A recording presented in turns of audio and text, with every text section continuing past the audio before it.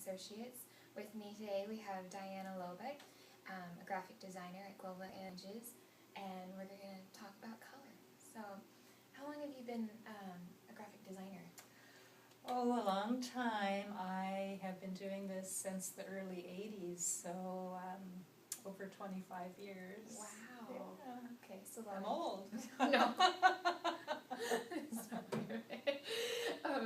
What kind of process do you take them through, and how does color play into that?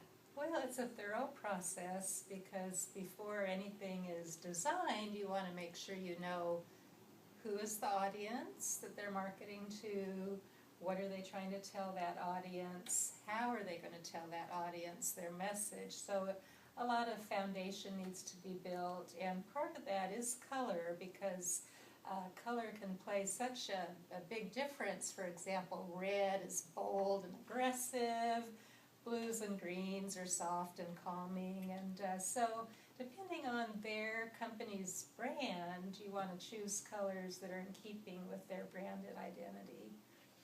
Nice. Do you see trends in color at all that change throughout the years? So, for example, what one company might want blue one year, does that tend to change over, or just how it's influenced? For example, I know a lot of the fashion and textile industry is like it changes every single year. Would you say the same thing in graphic design? I do think the same thing, maybe not as extreme as in the fashion and textile industry, but I do get information on color trends every year, because those kind of color trends do trickle down, and color is one thing that can date a marketing piece quicker than anything else. So while you want to keep with your company's branded palette of colors, you also want to be contemporary too, because color can really, using the wrong colors can really date a marketing piece quicker than anything else. So it's sort of a fine balance. One thing I always try and remember is that my clients know their industry better than I know their industry, although I do a lot of research on who I'm working for. And some clients are hiring me to give them my advice, and that includes advice on color. But color is a very subjective thing. Some people just don't like green, don't like orange. So what I tell my clients, and it's kind of a color statement, is I tell my clients that I will make, if you want your piece pink with purple polka dots, I will do that for you. You're paying me, and what you tell me to do, I will do for you. But I will always recommend to them what I think is right for them, but if they disagree with it, then I'll do what they want, because they're paying the bill, and I assume they know their industry better than I do. But I don't usually recommend pink with purple polka dots. Yeah, that would be interesting. What would you say would be the most common color you end up working with? Either intentionally or not intentionally, or maybe it's just a go-to. Oh, that's a hard question. The most common color. Well, I don't know that I can answer that, because, well, no, it's a great question, but every client is so different, and they're in such different industries that, for example, if I had a client that was a port, they will use maritime colors, you know, blue, yellow, red. If I had a client that was, say, a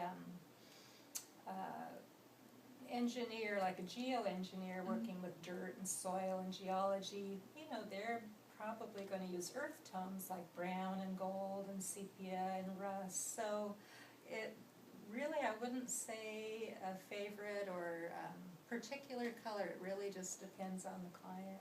So it's almost more like you're using like relevant themes almost of color, and that's kind of neat way to think about it, because maybe it's not necessarily specific, but people like the look of it and already have this preconceived idea Right. almost behind it. Right, exactly. It's got to be relevant to them and their business. Yeah.